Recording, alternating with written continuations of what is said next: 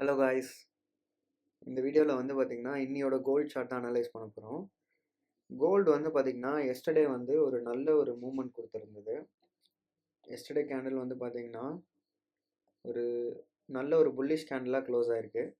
இந்த சப்போர்ட்டுக்கு மேலே வந்து கேண்டில் க்ளோஸ் கொடுத்துருக்கு. மேபி இந்த இன்னையோட கேண்டில் வந்து அப்சைடில் புஷ் பண்ணுறதுக்கான ப்ராபபிலிட்டிஸ் அதிகமாக இருக்குது. பட் என்ன அப்படின்னா ப்ரைஸ் வந்து இந்த ஜோனில் ஒரு ரிஜெக்ஷன் இருக்குது. ஸோ இங்கே பாருங்கள், கேண்டில் வந்து டவுன் சைடில் புஷ் பண்ணியிருக்கு. இந்த கேண்டில் வந்து டவுன் சைடில் புஷ் பண்ணிவிட்டு நெக்ஸ்ட்டு கேண்டில் வந்து பாருங்கள், இந்த ஜோன் வரைக்கும் வந்துட்டு இந்த லெவல் வந்து டேப் பண்ணிவிட்டு ரிஜெக்ட் ஆகி டவுன் சைடில் புஷ் பண்ணியிருக்கு.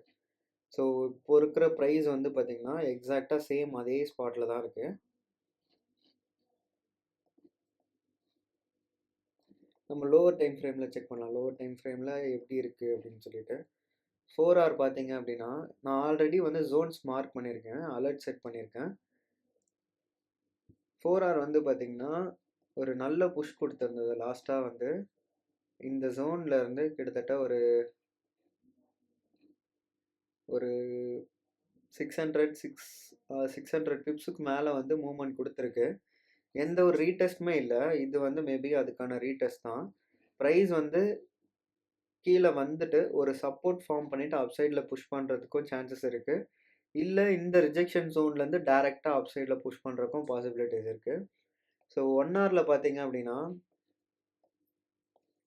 எஸ்டர்டேலேருந்து ஒரு மூமெண்ட்டே இல்லை.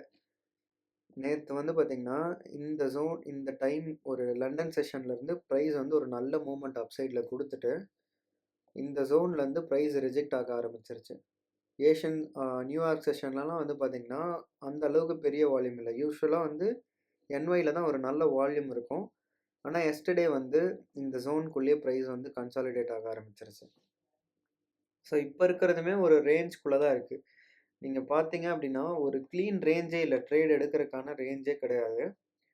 அதனால தான் இந்த ரெசிஸ்டன்ஸ் வந்து மார்க் பண்ணியிருக்கேன். எதனால் அப்படின்னா 30 minutesல வந்து பாருங்கள்.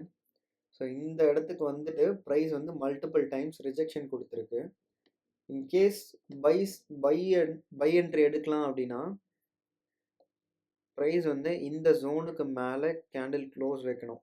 கேண்டில் க்ளோஸ் வச்சுட்டு நெக்ஸ்ட்டு கேண்டில் ஒரு விக் ஃபார்ம் பண்ணிவிட்டு அதோட ப்ரீவியஸ் இந்த ஐயை கட் பண்ணதுமே நம்ம என்ட்ரி எடுக்கலாம்.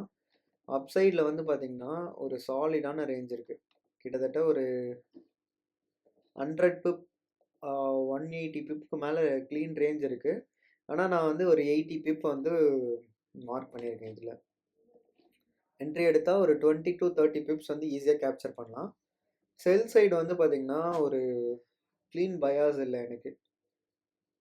ஏன்னா இந்த இடத்த பாருங்கள், ப்ரைஸ் வந்துட்டு இந்த இடத்துல ஒரு ரிஜெக்ஷன் கொடுத்துருக்கா, இந்த இடத்துல ஒரு ரிஜெக்ஷன் இருக்குது, இங்கே ஒரு ரிஜெக்ஷன். இந்த ஜோனை பிரேக் அவுட் பண்ணதுக்கப்புறம் ப்ரைஸ் வந்து ஒரு 30 பிப்ஸ் வந்து மூவ் ஆகும்.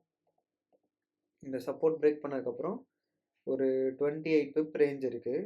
அதுக்கு கீழே இங்கே ஒரு ரிஜெக்ஷன், இந்த இடத்துல ஒரு ரிஜெக்ஷன், இங்கே ஒரு ரிஜெக்ஷன், ஃபுல்லாக ரிஜெக்ஷன்ஸாக இருக்குது.